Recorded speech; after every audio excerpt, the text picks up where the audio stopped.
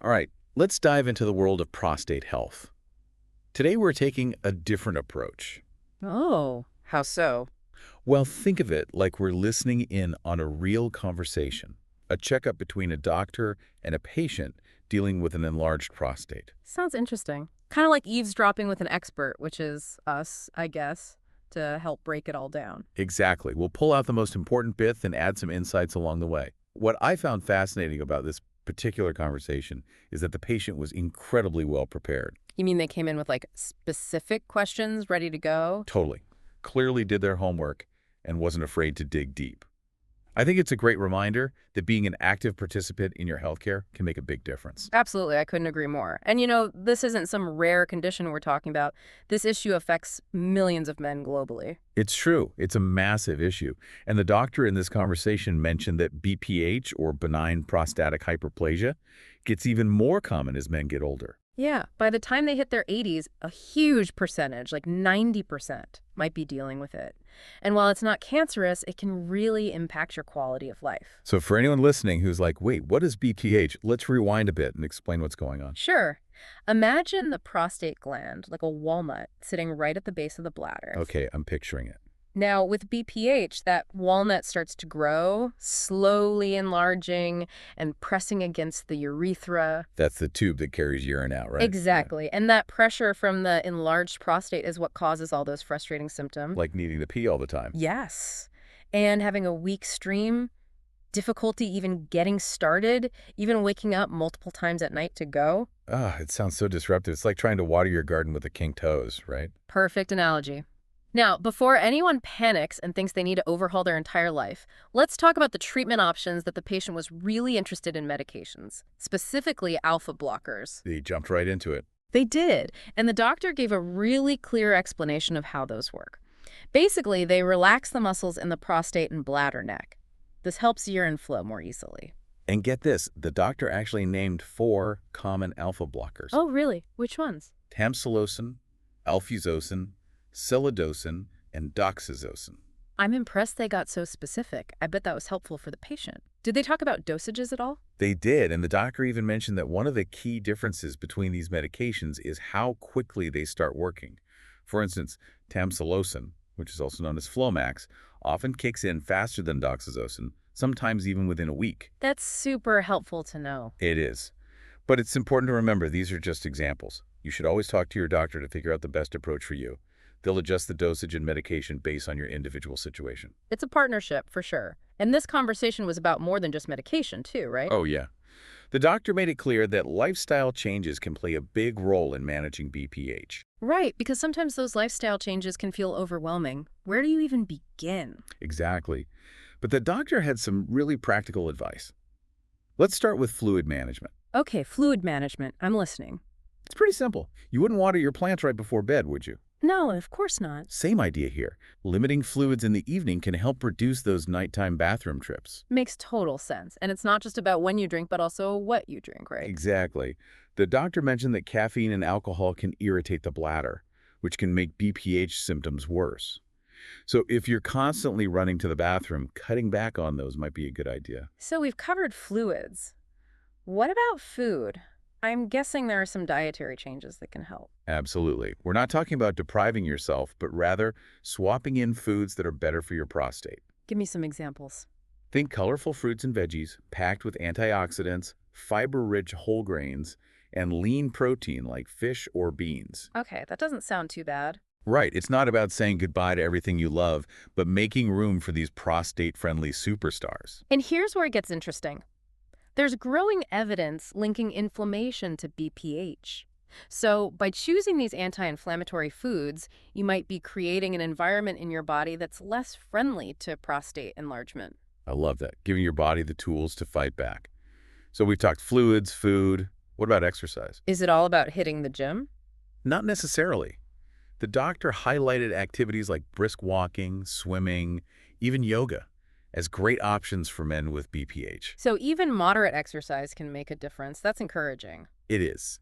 And the doctor did briefly mention Kegel exercises, but didn't go into detail. It's definitely something worth discussing with your doctor to see if it's right for you. Good to know. Are there any other lifestyle tips the doctor mentioned? Oh yeah, here's a little tip that could save you some discomfort.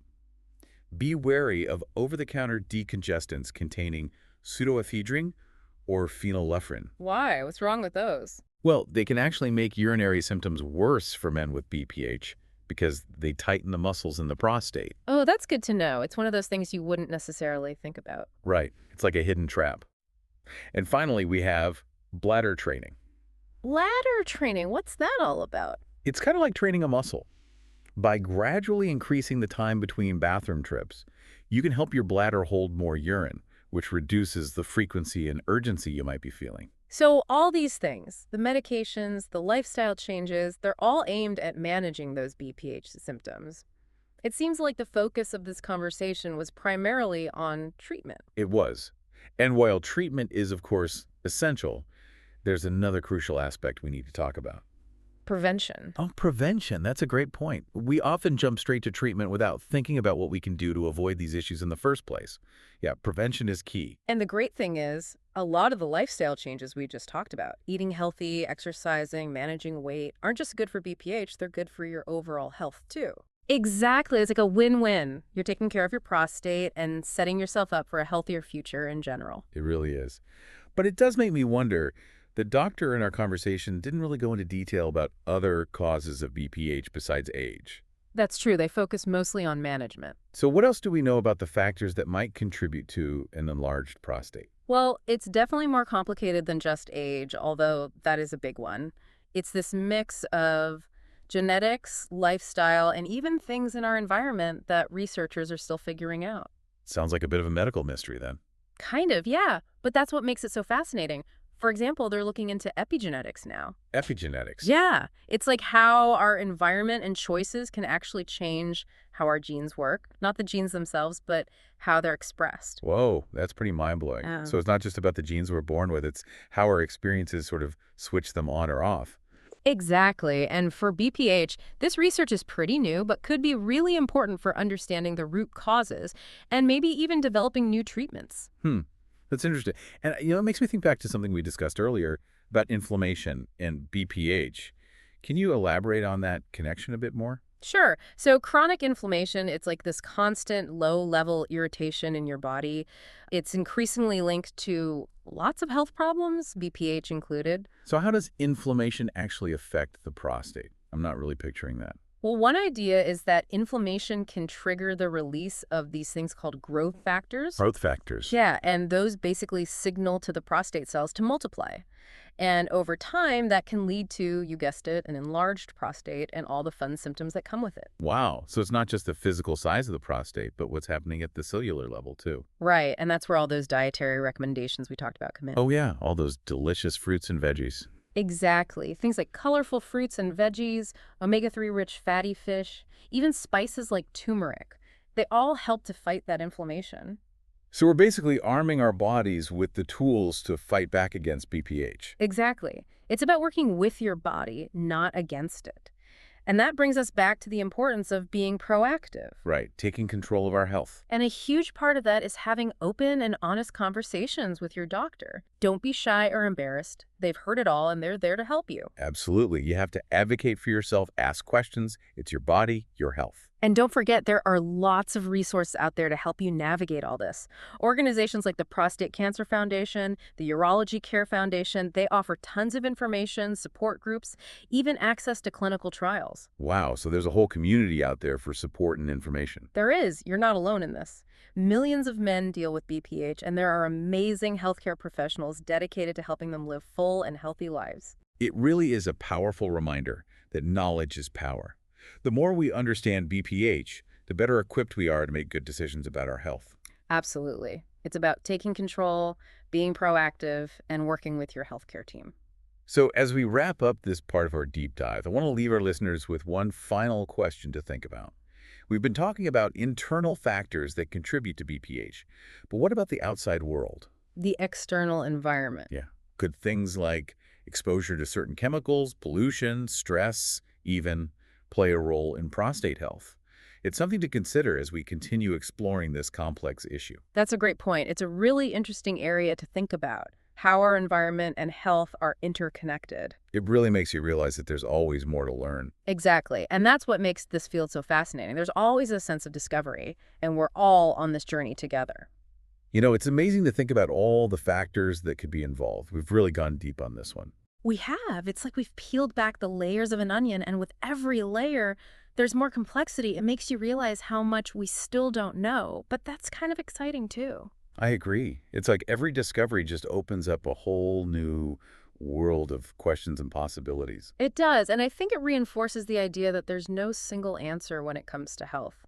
What works for one person might not work for another. That's why that open communication with your doctor is so important, right? Absolutely. It's about finding what works best for you, and sometimes that means looking beyond the usual advice and really exploring all the options. And sometimes the most amazing breakthroughs happen when you're curious and willing to try something new. I couldn't agree more. So keep asking those questions, challenge those assumptions, and don't be afraid to explore. The more you know, the better you can advocate for your own health. Absolutely. Well, I think that about wraps up our deep dive for today. It does. It's been a pleasure, as always, talking about this with you. I always learn something new from these conversations. Me too.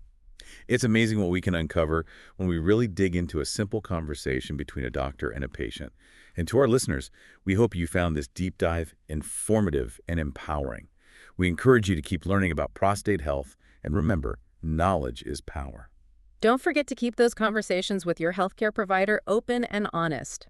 Until next time, stay curious and keep diving deep.